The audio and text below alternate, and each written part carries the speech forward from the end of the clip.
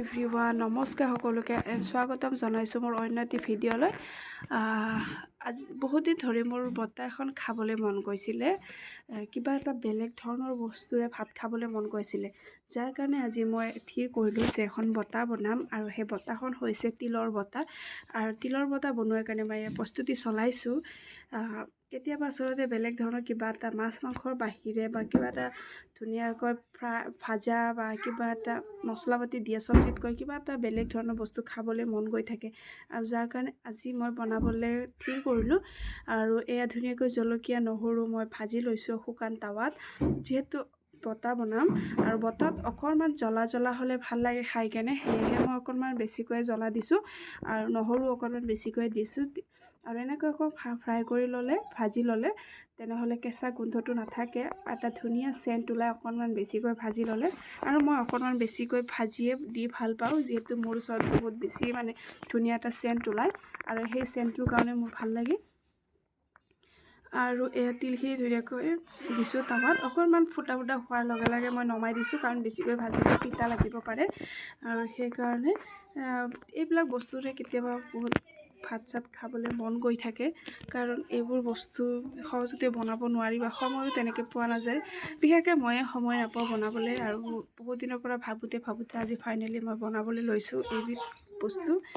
আৰু এয়া মই গোটেই ৰেডি কৰিলোঁ। এতিয়া ধুনীয়াকৈ পটাত মই পিচি লৈছোঁ, পটাতে ধুনীয়াকৈ পিচি লৈ এয়া হৈ গ'ল চাটনি। আৰু ছোৱালীয়ে এইখিনি দেখি কেনে কৈ আছিলে যে এয়া বোলে বোকা হয়, বোকা বনাইছোঁ মই, এইবিলাক বোলে চি হয়।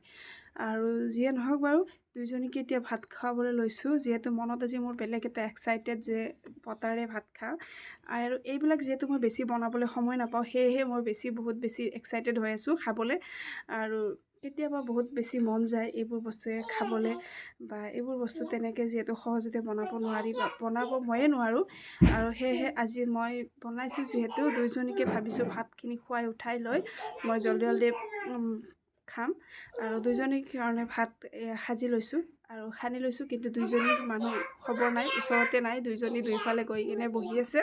আৰু দুইজনী ভাত খুৱাবলৈ ল'লে এনেকুৱাই কৰে, দুইফালে দুইজনী গৈ কিনে বহি থাকে চুপচাপ লাগি, আৰু ভাত দেখি দূৰে পলাই থাকে এইবিলাক।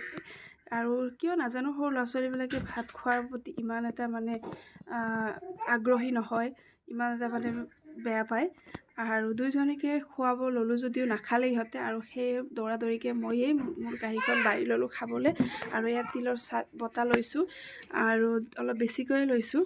আৰু দুজনীকে যেতিয়া মই ভাত খাবলৈ মাতি আছিলোঁ, তেতিয়া দুইজনী ইফালে সিফালে পলাই আছিলে। এতিয়া আকৌ দুইজনী মোৰ কাঁহীত আহি শুকান ভাত খাবলৈ লৈছে। নাজানো কিয় ইহঁতে শুকান ভাত খাবলৈ ইমান বেছি ভাল পায়, আৰু শুকান ভাত দেখিলেই ইহঁতে ওচৰত আহি কেনে লৈ খাবলৈ ধৰে। আৰু শুকান ভাত দিব নিবিচাৰোঁ মই, কিন্তু দুইজনী শুকান ভাতে খাবলৈ বহুত বেছি ভাল পায়। আৰু সেয়েহে ময়ো খাবলৈ ল'লোঁ, যিহেতু বেলেগ ধৰণৰ কিবা এটা বনাইছোঁ, মোৰ কাৰণে বেলেগ ধৰণৰ, সেইটোৱে কৈছোঁ আৰু যে মোৰ কাৰণে কিবা বেলেগ ধৰণৰ তিলৰ বটাখন বনাইছোঁ, আৰু সেইটোৰে মই ভাত খাবলৈ এতিয়া লৈছোঁ আৰু ধুনীয়াকৈ খাম। আৰু মাংসৰ চব্জি আছে বাৰু, সেইটো পিছত খাম, আগতে এইখিনিৰে ধুনীয়াকৈ সোৱাদ লৈ লওঁ। আজিলৈ বাই সকলোকে, নেক্সট ভিডিঅ'ত আকৌ লগ